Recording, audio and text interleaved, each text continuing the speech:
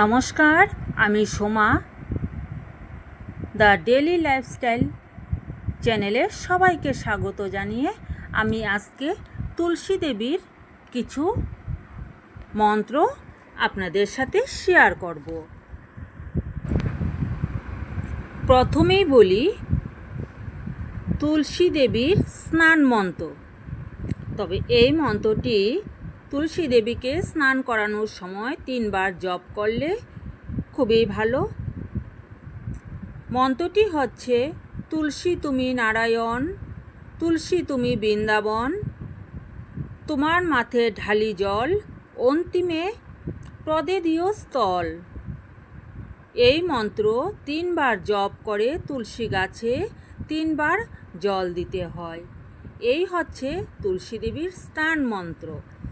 এবার আসছি তুলসী তলায় গোবর দেওয়ার মন্ত্র। তুলসী নারী, তুলসী চারি, তুলসী করি সার, তুলসী তলায় গোবর দিলে জন্ম হয় না আর। প্রতিদিন সূর্য ওঠার আগে এই মন্ত্র 3 বার জপ করে তুলসী তলা পরিষ্কার করা উচিত। এবার আসছি তুলসী দেবীর প্রণাম মন্ত্র। তুলসী তুলসী মাধবীলতা, কহ তুলসী কৃষ্ণ কথা, হরি কথা শুনি কানে, কোটি প্রণাম রাখি চরণে। এই মন্ত্র জপ করে সকাল ও সন্ধ্যায় তুলসী দেবীকে প্রণাম জানাতে হয়। প্রতিবার প্রণাম কালে মন্ত্রটি 3 বার জপ করা উচিত। আর চলুন তুলসী তলায় প্রদীপ দেওয়ার মন্ত্র। তুলসী তলায় দিলাম বাতি, সাক্ষী থেকো ভগবতী, 33 কোটি দেবগণ আর লক্ষ্মী জনার্দন। প্রতিদিন সন্ধ্যাকালে তুলসী তলায় প্রদীপ জেলে দিয়ে গলায় আঁচল দিয়ে 3 বার এই মন্ত্র জপ করে তুলসী দেবীকে প্রণাম করতে হয়। এবার আসছি তুলসী পাতার চয়নের মন্ত্র। তবে তুলসী পাতার চয়নের মন্ত্রটি শুদ্ধ বাংলা ভাষায় যেটা আছে সেটা আমি শোনাবো। ডালে কৃষ্ণ পাতায় হরি, সর প্রভু তুলসী তুলি।